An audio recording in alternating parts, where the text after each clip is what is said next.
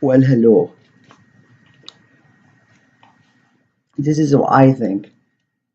Sooner or later, even if, you know, just to give you an example, even if your relation to playing video games is merely 15 minutes in one weekend, well, even so, I am determined to explain a thing or two for you because, even so, if it's 15 minutes, I think that sooner or later, one is proud or even bound to cultivate some relation to these games.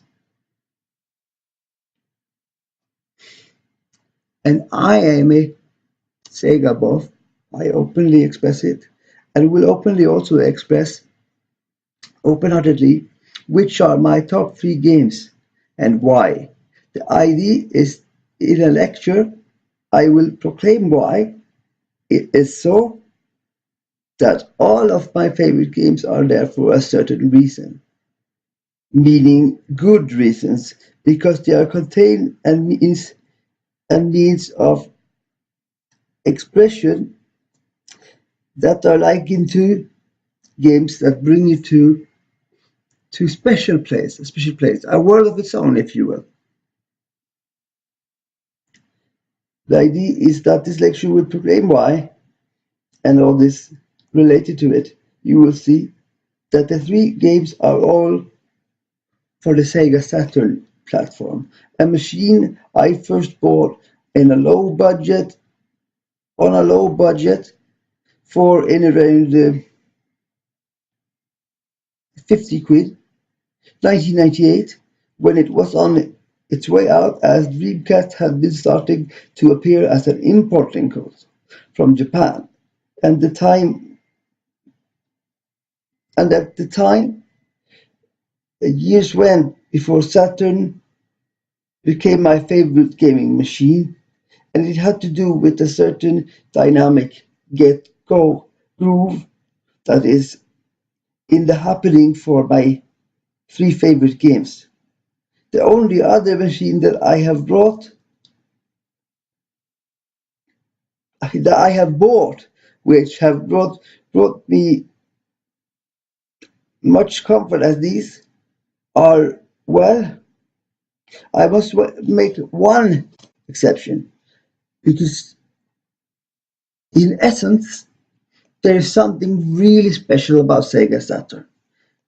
It's difficult to say really to compare it to anything else, but there has been one gaming machine that left a deep impression on me as well, and that was the Mega 32X system. But be aware, this was because there has been some exquisite details to take note of there. Exquisite uh, editions of games or original made games that only appear on 32X and no other home platform. But then again, we're back at speaking about Sega Saturn because, well, because there's a special interest there for me and a special understanding about how to remain in touch with that Saturn quintessential state of mind, the groove and great stamina the games provide. I talk about this with true compassion because um, Sega Saturn is not your obvious choice for a favorite console, but the games have, as I say, an ability to take you into a world of its own. The games have character, personality. Well, I can't really compare it to anything else, really. It's just I haven't seen things like that. Talking about this 32X, Mega 32X, I will specialize one lecture only on those games after this. But this will introduce you to what I think and how I think. You see, some people have been discussing the issue is, does Sega Saturn has bad graphics? Has it? Does it have bad graphics? Well, it was my father once told me I should perhaps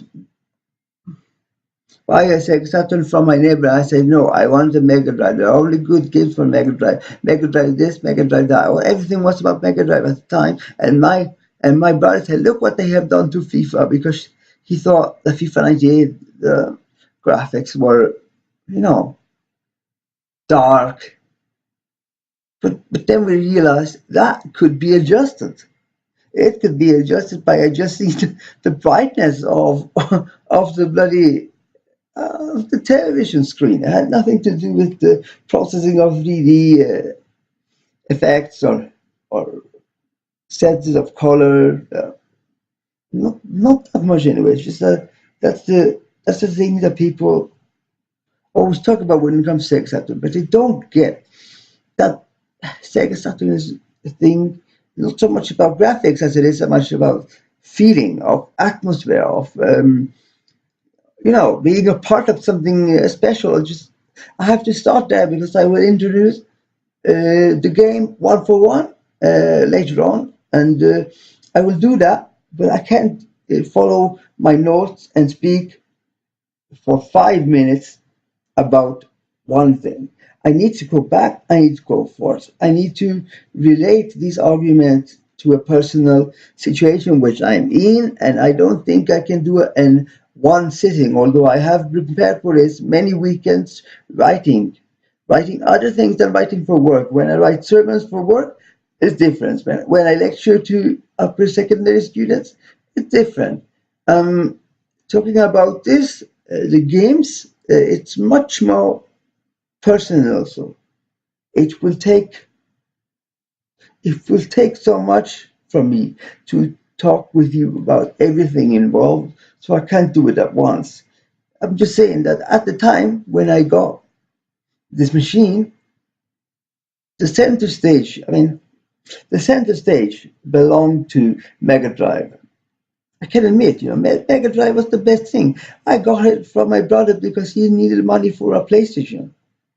Just a PlayStation. When you have Mega Drive, then what's about having a PlayStation?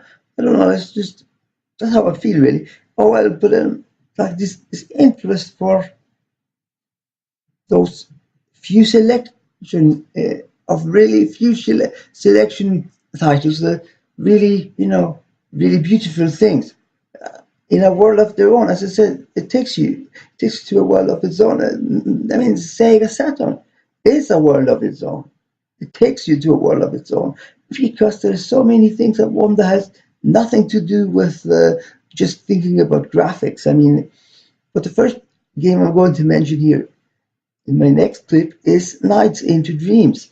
It's my totally, definitely, openly, purely, truly, rightfully favorite game. I've never seen a game like 19 before. I've never been able to have, the gameplay, the control, the environment. That environment, I never found it anywhere else. The good going inside the ID, the feel of just running around the screen.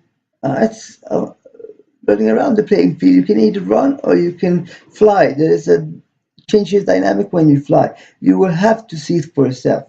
But I will start. The next clip will be only about nights into dreams. So stay tuned, and I will get back to you later on. Thank you.